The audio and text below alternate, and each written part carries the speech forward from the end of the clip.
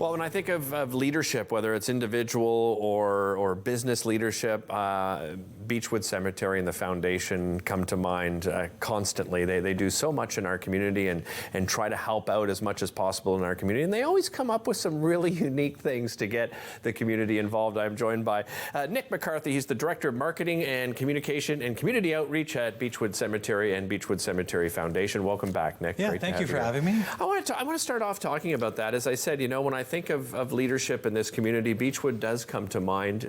Tell me about the importance around that for Beechwood. So we've been around for 150 years, and you can't be around for this long without loving your community and without giving back. So throughout the year, we always look for different activities, different fundraisers, different groups we can work with and support, either host them in our sacred space, host them like we do with Chamberfest, or we do an outdoor dinner for the local food bank where we raise money and people get this wonderful meal. So we're always looking for something a little bit different. It's that Victorian mentality of a cemetery, right? The place where the living come and they enjoy. There's a lot of, 150 years. It's steeped in history, and it's very unique cemetery here in Ottawa. Explain why. So we're a national cemetery, but we're also the local cemetery. So you have the local population that has given us life for the last 150 years, but then you have the names that everyone expects, right? When you go to the States, you go to Arlington, and you have all those names. So we have the wonderful generals, you have the wonderful Prime Minister, the Governor Generals, some of our community members who have really changed the way Canadian society is. Some of the first women pioneers who became the first Supreme Court Justice. So there's a lot of really diverse people, and for us, it's sharing that history. It's getting people to come in and be like, okay, who do I identify with, and how can we tell that story? Right. You mentioned artists, and this is, I guess, maybe some of the inspiration behind this event we're going to talk about today, and that is chalk art. Tell me about this. So, as you can imagine, everyone's going to be like, oh, chalk art in the cemetery, right? But the beauty is we have roads, and we have manicured and beautifully paved roads. Oh, yeah. And so the idea is there's a Guinness World Record right now for the largest display of chalk art.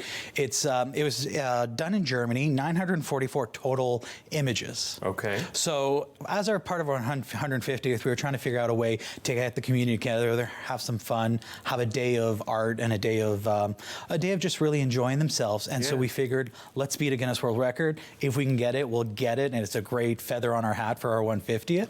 A great thing to put in our time capsule at the end of the year.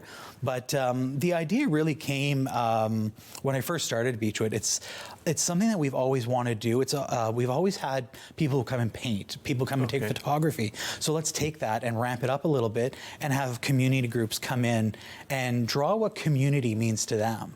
I love this idea. And I think, too, in this manner, you can get every demographic involved, right? And that's part of the idea of community that you're speaking of. So how does it work? Do people register? What is the process here? We've got a really awesome video online so that people can get the flavor, get the idea.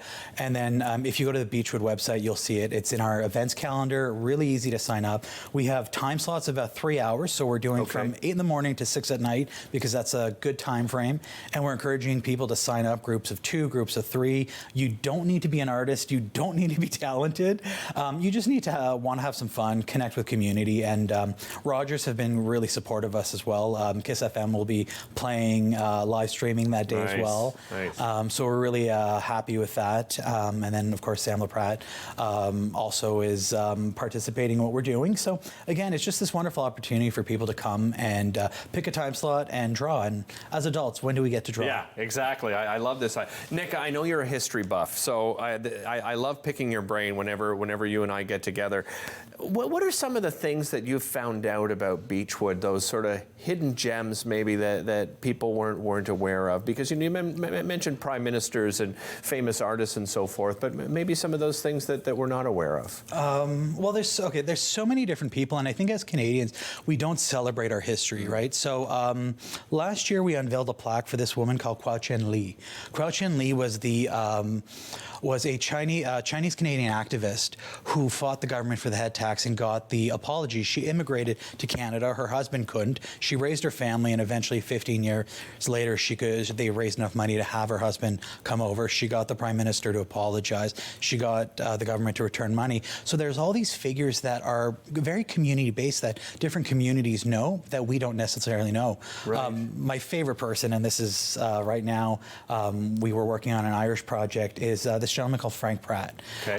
Irish immigrant from the 1950s, was a banker, was a farmer, came from, his family lived on the land forever in Ireland, and he thought of something greater. So he came to Canada and wanted to join the RCMP. Within 1 year of joining the RCMP, he becomes a full-fledged RCMP officer in the 50s. Wow. He then goes to the Maritimes, understands that he doesn't have sea legs, begs to be pushed into communications, begged to be pushed into intelligence, and becomes an intelligence operative.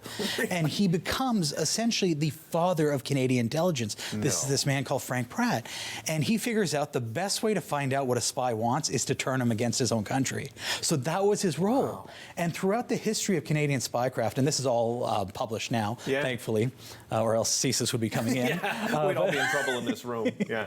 But it's a wonderful story of an immigrant, and there's so many stories. So he ends up teaching the first class of RCMP Security Service. He goes on to really train all these intelligence officers, moves on beyond that, and then goes to CSIS and becomes one of the intelligence turners, counterintelligence people at CSIS. Absolutely amazing, Nick. And then more and more of these stories, you know, Beechwood continues to tell. Nick, really appreciate the time. Thank you very much. Thanks so much for joining us again. The Great Community Chalk Art Fundraiser happening June 25th, 8 a.m. to 6 p.m. BeechwoodOttawa.ca to find out all the information. We'll be right back.